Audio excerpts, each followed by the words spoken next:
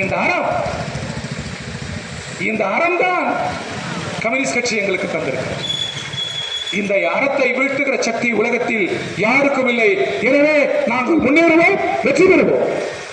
நான் முடிக்கிறேன். தமிழக வெற்றி கழகம் புது புது கட்சி.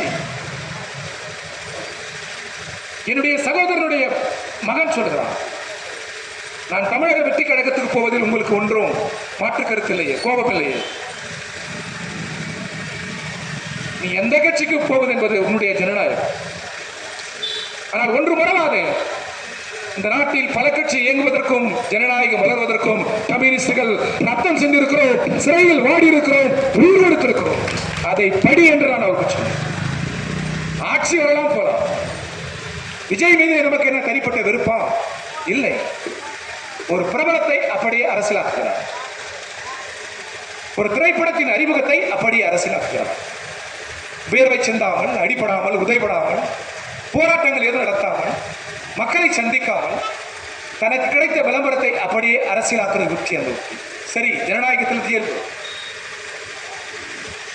ஆனால் இப்படி கோடிக்கணக்கான மக்களுக்கு எது தீர்வு? நான் முடிக்க விரும்புகிறேன். 40 நிமிடங்கள் ஆகிவிட்டது.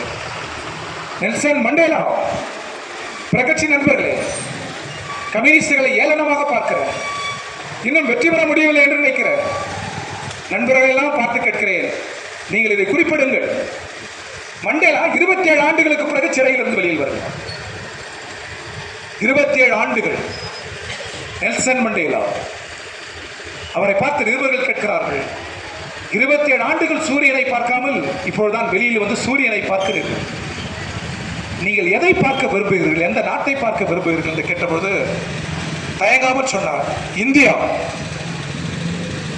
மண்டேலா சொல்கிறார், 27 ஆண்டுக்கு பிறகு சிறையில் இருந்து வெளியில் வந்து நான் பார்க்க விரும்புகிற நாடு இந்தியா என்றார். இதை விட வேற என்ன மகிழ்ச்சி வேண்டும் இந்தியர்களுக்கு? அடுத்தவர்கள் பார்த்து கேட்கிறார், நீங்கள் 27 ஆண்டு சிறையில் இருந்தீர்கள் அல்லவா? உங்கள் நினைவாக இந்த சிறைச்சாலையை அரசு நினைவு சின்னமாக மாற்ற விரும்புகிறோம். எனவே ஒரு 4 வார்த்தை சொல்லுங்கள், பொன்மொழியில் பொன் எழுத்துக்களால் பொறிக்கப் போகிறோம் என்கிறார். அமைதியாக இருந்துவிட்டு மண்டேலா சொல்கிறார், எஜுகேஷன், கல்விதான். அடுத்தவரை சொல்கிறார், education is a powerful weapon which is changing the world, changing the society. கல்விதான். அந்த கல்வியை கொண்டு உலகை மாற்றுங்கள். அந்த கல்வியை கொண்டு நிலவுகிற செபகத்தை மாற்றுங்கள். இப்படி சொன்னவுடன் அமைதி நிலவுகிறது. சரியாக புரியவில்லை, இன்னும் விளக்குங்கள். ஈக்குவல் அண்ட் ஈக்குவாலிட்டி, சமம் சமத்துவம், இன்னும் அமைதி நிலவுகிறது.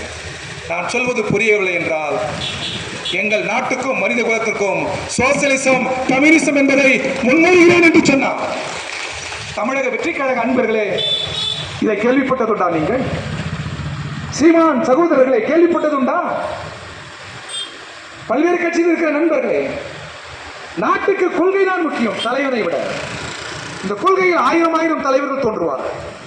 ஒவ்வொரு கட்சியிலும் கொள்கை 2 தான். ஒன்று முதலாளிகளின் கொள்கை, இன்னொன்று உழைக்கிற மக்களின் கொள்கை, சோசியலிச கொள்கை.